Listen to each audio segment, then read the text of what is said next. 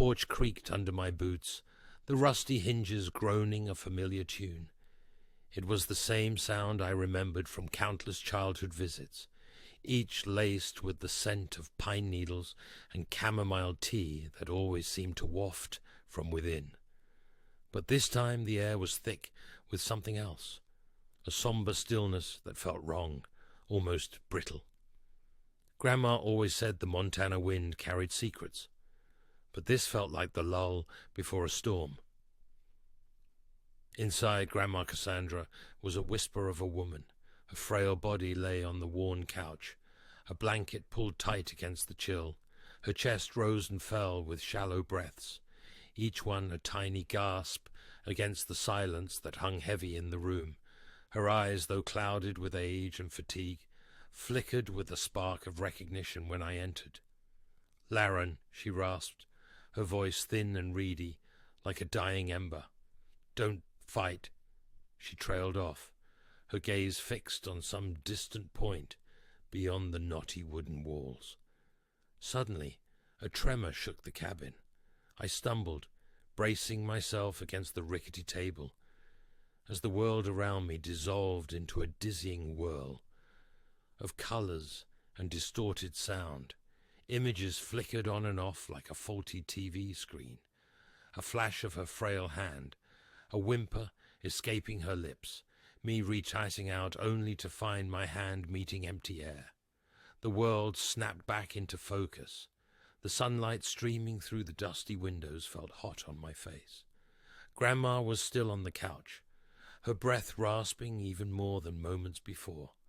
The word a whisper on the edge of my mind. "Don't fight." This wasn't a hallucination. It was something else. I tried to pinpoint what, but the air felt thick and wrong, like the air before a storm. Over the next few days, or what felt like mere minutes, this distortion became my unwelcome companion. Each time the loop reset, I was thrown back to the moment I'd stepped into the cabin. Each time I desperately tried to change things, to find a way to save her. I rushed her to the local doctor, only to find her already gone. Tried alternative medicine, called sanitariums, even contacted some fringe group who claimed to deal with temporal anomalies. The world itself seemed to react to my panic.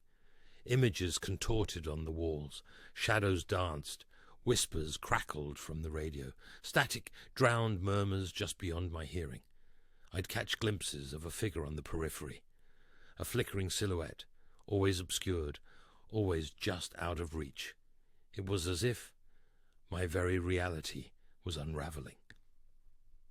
One day, driven to the brink by my obsession, I poured out my heart to Deontay Spora, the gruff yet kind-hearted recluse who lived in a nearby cabin.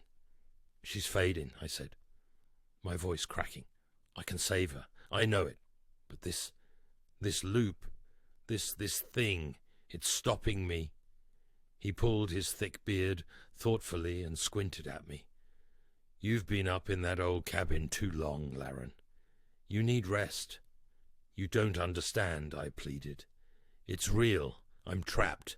And she—" But he just shook his head, his gaze filled with pity and concern for a lost soul. "You need to come back to my place," he said. "Get some sleep. Think clearly. This loop's got you tangled up, son." My hopes dwindled. Relief? No, something darker, colder, crept into my gut. I hadn't saved her. Not then. Not ever in each fragmented second. It was a realization that slammed into me like a physical blow. And that was when I gave up. No more desperate scrubs, no more frantic calls, no more whispered pleas.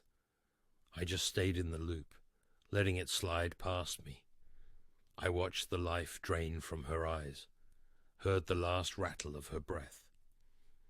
As the world around me began to dissolve again, a familiar figure solidified, the shadowy being finally becoming clear.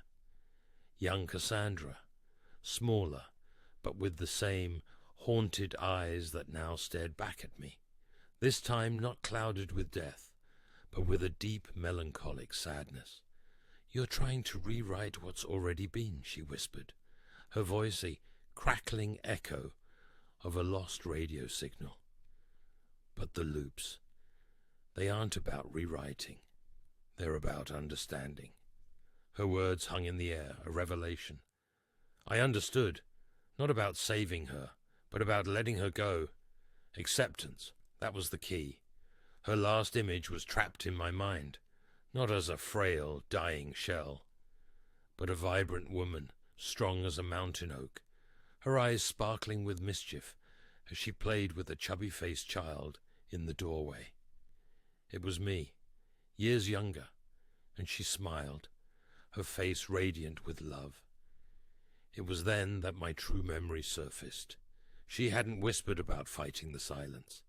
She'd whispered about embracing *it,